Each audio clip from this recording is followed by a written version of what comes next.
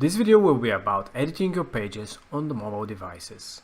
So you have your desktop version, you worked on it, you modified the different things, and you want to modify things on how your website looks on mobile for some reason.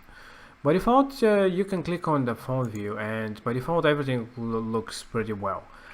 So it scales down. You can modify the fonts, like I said, by going to global stylings and modifying how they look on mobile devices. So you can change all that. But if you want to do more modifications, you can do some of those. And for example, let's say that you want to add more spacing on top or bottom. So you can add a spacer or any other widget into your design, and you can adjust it just like this. And by adding any widget or block, you see that you have this blue phone icon. That means that this widget will only be available on mobile. So when you save, for example, and go on desktop, you will see that you will not have spacers. You only have the normal margins that you already had. Alright, so what else you can do? You want to modify the looks and things like this. Keep in mind that if you modify anything here, you'll change it also on desktop view. So if you want to completely modify this section, for example, you can simply copy it and then hide it for phone and from tablet. So this way, now you don't have this section anymore on mobile, but you can use the copied one, just add it into your design.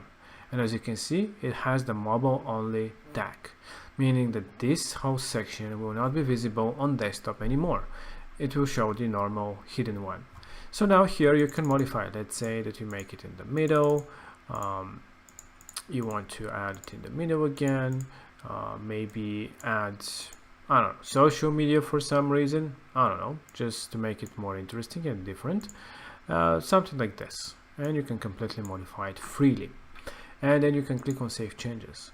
Now this is your mobile top part now. And as you can see on desktop, again, it is all the same. It doesn't change. Okay, so you can this way modify and add different things into your blocks, hide the ones that you don't want, and add different elements and different blocks that are unique. So this way you can hide different things and show specific ones that you like. For example, this one, you don't want to have it, for example. You just can hide it for both. You also have the option to have the stretch option. So let's show this one. The stretch and not stretch shows that if you want, you can keep the columns as they were. In this case, it's not really good to have them like this, but I don't know, maybe if you have them smaller text or something. But yeah, just an example.